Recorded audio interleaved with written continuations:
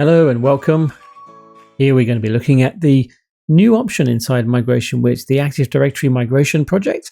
I'm going to do a deeper dive on this one now and actually show you obviously the standard setup with creating project and bringing objects across, but go into a bit more detail on some of the transformation options, the matching criteria, what happens when we move people around, a bit more detail on really how we would be achieving these migrations.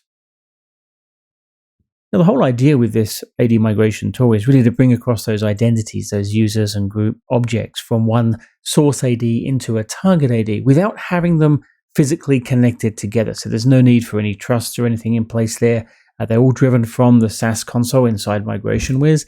And the point is to make it very easy. So when you are doing a migration and you want to bring those identities across, those identities would be syncing up, say, to Azure AD, from those different sources. We can then utilize those core objects in this migration process. So that's really the basis for what we wanted to achieve with this MigrationWiz project. But let's jump in now and create a project and show you how that all hangs together and works. So first thing you'll notice is there is now an option here on the lower end of the screen, the Active Directory Migration project, that you can choose as a new item. So we're going to go ahead and do that. And we're going to give it a name and a customer for this. Put that in and hit next. And how it works on the source and destination is we have a source and target agent that we download onto a machine. Now that would be on a machine that can at least see a domain controller. It can be the domain controller itself if you need to, or another machine that has access in the network to view those objects as well. But the important part here is having this API key. So I'm going to copy this to the clipboard now. And what we'll do is we'll download the source agent onto the DC and do it on the target as well. Now we do that by hitting next step, and you can see the API is the same. There's our download for the target agent, but we do need to select what region we want the data to be stored in. This is obviously the MigrationWiz backend. Are we on the east or the west coast? I'll say west for this one, and just come down a little bit more and say save and go to summary. And it really is that easy once we say save project, that our project is now configured and ready to go in terms of the console. We now need to obviously put those agents on the source and the target, and then we can start to scan the source for the Active Directory objects we want to include as part of this project. So looking at our source domain controller, I'm just going to have a look at the users and computers. You can see I've already provisioned an OU structure we want to use for this, which is this MigFrog with Jan 2024. You can see I've got various users set up. I've got a couple of security groups as well. And obviously there's data inside these. If we look at one of the users, you can see there's data in there. There's an address, account, organization details. Good information that we want to use for this migration test. Now I have already downloaded the agent onto this machine, so we'll just run through this setup here. We say accept there. And now this first logon is your MigrationWiz logon. So that would normally get you into the console. We need to use that to authenticate onto the MigrationWiz side from the agent itself. So once we've put that in, we get to ask the API key. Now this is the API key I was mentioning earlier when we first created the project. So you'd copy and paste that in there, and also the project name. It does need that. So we hit next there. That will then, as you can see, validated the API key. Now, next part is the domain admin account that we're going to be using to pick up the information. Similar account structure we'd use on the target as well. So we do need those on both sides. But you can see here that we just put in the NetBIOS name, obviously the standard layout for these sort of accounts, password, and the domain. Now this domain here is where you want, or what part of the domain you want it to be scanning from. You may not want it to scan from right from the top of the tree. You want to go a little bit deeper. Now this is based on, as you can see, the distinguished name. Now if you want to know how to get that, if you go back into your DC and you want to say, I want to scan from this point here, as long as you've got the advanced options turned on, which is here, if you right click there and hit properties, have a look at the attribute editor, and you'll find there's a DN, as we call it, the distinguished name, and you could then grab that and cut and paste that into that screen. I'm just going to leave it at the top for this demo, but that's obviously how you would go about achieving that. So let's just put that one away there. Hit next. Now what it will do is it will scan the AD itself at that level we said and pick up all of the organization units that it can see. So you can see here, and it will then ask us which ones we want to bring over. So I'm going to say Jan 2024. That is the block that we were talking about earlier. and I would then say start scan and transmit. That will go and look up those objects inside AD, and you can see it happened very quickly. It's found 31 objects, and it's already sent those to the MigrationWiz console. And that's how we do the scans to pick up that information from inside the local AD and get it up into MigrationWiz. Now we can leave this configured. It will remember all of those settings, so we can run that agent again if we want to do updates inside the source environment. We can then obviously scan those and retransmit them up to MigrationWiz. But it doesn't happen on a cycle. It is a process that you do just grab that information and store it into the console that we can then push down to the target as needed. So looking back at the console, if I hit refresh now, I will see there is a listing of all the accounts that we have set up. So you can see it's laid out. You can see the normal display name and the UPN. I do want to just touch firstly onto the transformation options, these ones here, because we get the option on the target AD about how we want to write that data inside. Do we want to use the source object UPN, or do we want to use something a little bit different? So you could then transpose that, as you can see, as appropriately. So in this particular demonstration, I'm going to leave it as the source UPN, but you can see you've got quite a lot of options you can have in there for that. The next thing to talk about is going to be matching. Because matching is very important in terms of advanced options here. And you'll find it under the source and destination, and in here, matching criteria. Now, what this is looking at is saying, well, what does it do if it finds something that is the same already? Let's suppose you've got an account which is identical in terms of what you're matching it on in the target. What does it do? Or if it can't find the direct match with this, what would it do in terms of writing that particular object? Because obviously there's boundaries around duplication, and is it the same person or is it not the same person? So what we like to do is make sure that we are looking at these objects correctly. I always recommend things like employee ID or custom fields to do the matching if you're going to be matching them across. We can use UPN prefix, we can use SAM account name, but what will happen is if I choose something like employee ID and we have, let's say, one account, John Smith, and it's John Smith at Migration Frog and John Smith at Planium.com. And if we had email address or SAM account name, it's going to think they're the same person. And they may well be, and that may be the case. But if we put employee ID or custom attribute and we have that identity stamped on the source and stamped on the target, we know they are the same person, and it will merge the details from the source account over the top of the target. If they are not the same and it has a different employee number, it will actually not write that object. It's not going to add any numbers to it or anything at all. It's going to present it back in the console to say, I cannot write that object because there's already somebody there, and the matching criteria is not valid for that account. The employee ID in this case was different, and therefore I'm not going to bulldoze over the top of that target account because technically it is not the right one to do. If we had things like SAM account name match or a UPN prefix match, then it would say, yes, it is the same. And of course, it goes straight over the top. So this is a very important thing to realize when you start the work, is to look at what may be there for duplicates. As I say, I do recommend this section here to make it very defined. Or if you're happy that it's not going to overwrite them, then you can use these prefixes as well as.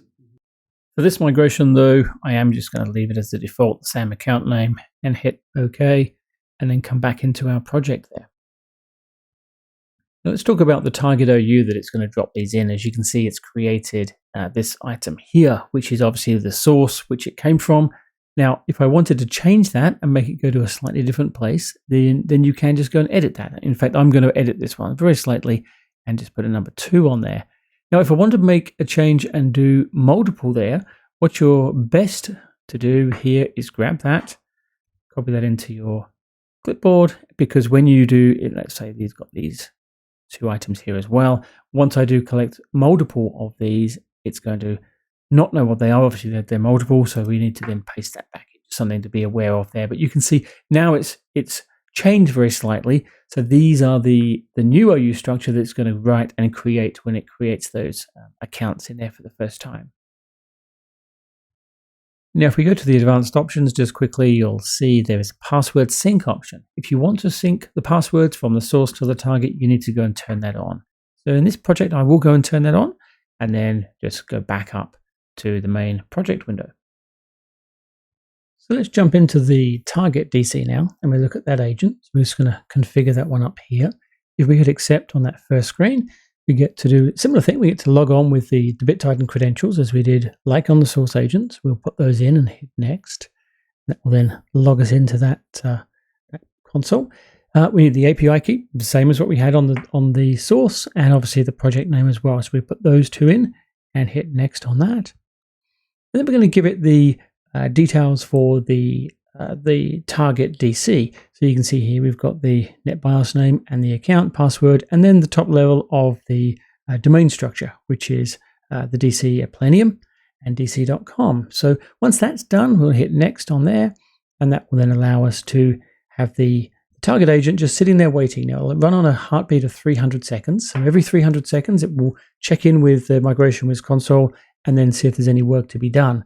And you can make that longer. 300 seconds is the minimum that we can set it to. But if you want to make it longer, by all means you can. You can trigger the objects to be picked up earlier. You click on this button here, or just wait, and it will obviously have this countdown here as well. So I'm going to leave this as it is for now, and we'll go back to the console and we'll trigger some objects to be written inside the target AD now. So as it's always good to do a bit of a test first, let's grab this one here, and so Sophia and Samson. Let's trigger those for migration. We just hit the write to target option here. What that'll do is it will talk about licenses. That's good. And we hit start, and away it goes.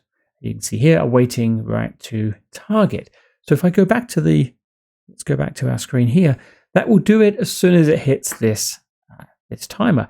I'm going to get a bit more impatient than that. I'm just going to say, click on that and get it to run immediately. And obviously what I'm expecting is it to pick up 2 accounts and write those in there, which it looks like it has done. So let's minimize that and have a look at our users and computers. You can see here we've got our MigFrog turn up.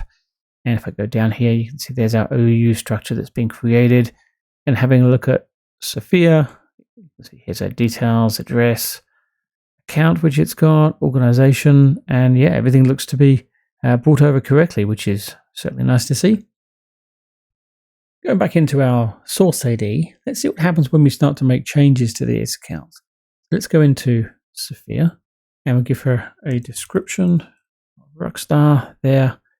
Now, to get that information to make that change on the target tenant, we do need to actually have this agent up and running again, and grab these and do that start scan and transmit again. That will rescan that source environment and resubmit that data up to the SaaS agent. And if we go back to our console here, now there is nothing to do on here because this particular account, as you can see, go down the bottom, it's updated successfully. It's already had its like little run experience. That one will continue to sync across from the source environment. So if we were to go to our source system now and then into our target, what I'm looking for here is to say, okay, we want to have, oh, looks like it's hit that cycle even. That's good timing. And you see it's actually done an update for Sophia. Now, the reason I'm showing you this is to say objects will continue to update and they will continue to sync until we tell them not to, or we lock the source. And this is really what I wanted to get at here. So let's suppose I go back in here and have a look at Sophia now. There we are, Rockstar. So these syncs are happening automatically, provided that we take the data from the source and resubmit it to the console. If it's been synced previously, it will continue that sync process and carry on. You can see that on the target here, you can see that has made that change. So how do we stop that if we want that to not occur? So coming back into the console here, we can see there's an option up the top here to say lock source. Now, if I do that, what that'll do is it will prevent the source agent from sending any more data up there. In fact, let me just go back to the source here and show you that if I've got this set up and it's locked and I say start scan and transmit those items, you can see straight away transmission of data is locked in the project settings. So it would not allow me to overwrite the data that we've already captured with new data from the source. And that's a good way to block that so it doesn't get updated. The other way of doing that is to actually go to those particular people as well, and we say we want to on those two, and we'll say stop, which means it will then not continue any source. So if it does receive any data through, those ones will not be pushed out to the target and they would not get updated. What I want to do next is I will unlock that source because I want to go back into the target DC here. I'm going to make a small change to her again. Just put a number 2 on the end. And we'll go into here and I will transmit those objects again. So they do get updated. Good. And now go back to our target DC. What I want to do here is I'm actually going to move her. I'm going to move her into a new structure. In fact, what I'm going to do, I'm going to take her in here and the Migration Frog users here straight at the top here. So let's grab that and go straight into users. Yes, we do want to move that around. Thank you. Okay. Now I'll go back to the console and we'll go down and find just her again. And we'll say we're allowed to write to target. Go ahead and do. There we are. Okay. And then back into, I know I'm flying around a lot, but this is good to show you, because what I want to show you here is if I say hit now, it's going to be updating that one item for Sophia Neal. Let's see if I go down a bit, you'll be able to see that. Okay, good. And we come back in here. Now, what I'm showing you here is that once a user is synced into the target system, the backend system of the console grabs the object GUID of where it wrote those items. So it's no longer doing any matching. It's looking at the GUID that it created that account under and then recording that. So what it should be doing, if I have this correctly, I can double click on Sophia here and it should have taken those updates. And we should find firstly that it hasn't created one in here. If I do a refresh here and look at the refresh of this one, just make sure it hasn't recreated her, which is good, it hasn't. It should have updated this one and we should see, there we are, Rockstar 2. So really wherever we move Sophia now in the whole structure, if that account does get synced again, it will not try and recreate in this structure. It will follow her around and it will update accordingly into the correct place. What I'd like to do now is go a little deeper into that matching criteria that we were talking about before. So I'm going to set up a bit of a scenario here where we have a definite match based on employee ID and one that definitely isn't. I want to see how they appear in the console and what we do about those. So to set this up, I'll create a new org unit. We'll call this one match test. And I'm going to take a couple of new users that we haven't seen before here. Let's grab these ones here and we'll just put them into match test. And let's have a look at those. Now, these two should have employee IDs already. If we look at the attribute editor, we should find, yep, there's one there. And also for Lucian, we should see one as well. It's part of my dummy account setups that they do have one, which is good. Okay, now what I'd like to do is create those accounts as if they already existed on the target setup. In the target ID, you can see here, Migration Frog users, you can see Darryl Wall, which does have the employee ID set correctly. You can see there's the one that matches Darryl across on the source environment. But Lucian Booth here has an employee ID that does not match, just 5 9s in there. So let's kick off the migration with that matching content set and then see what happens to these two accounts and see what happens inside here when it tries to bring those over. So what we'll do is we'll go into the console and it's sign in there again. And look at our matching criteria. Let's go to the advanced options, matching criteria, and we'll make it say employee ID, like so. I do need to go back to my other DC here. I'm going to say unselect those use.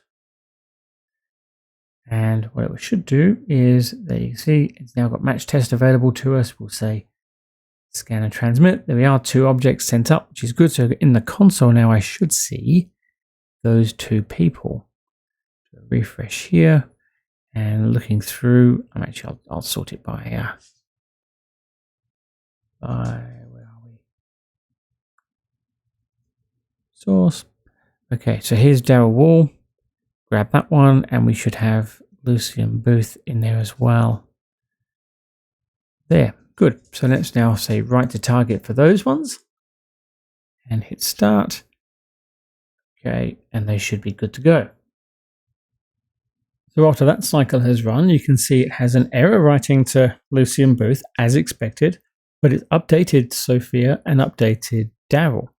So what we should find, firstly, let's go and have a look at the Daryl. Let's just refresh that screen. And we should find that with Daryl, this user that it did exist already should now have some other attributes in there, which it looks like it does. It's got those details which have come across. So the account has merged correctly based on that employee ID matching, which is certainly good.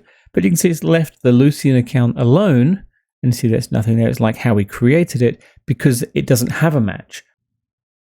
So looking back in the console as we're doing a filter on the objects that can't be written, what's really happening here is that it found that the Lucian Booth did exist in terms of the CN and the UPN and other things, but because it couldn't match the employee ID, it hasn't bulldozed over the top of that record. It says this is not a match, and it will sit in this failure state, object cannot be written. So you need to go in and resolve that and say, well, what is really happening with this account? Is it a match? Is it not?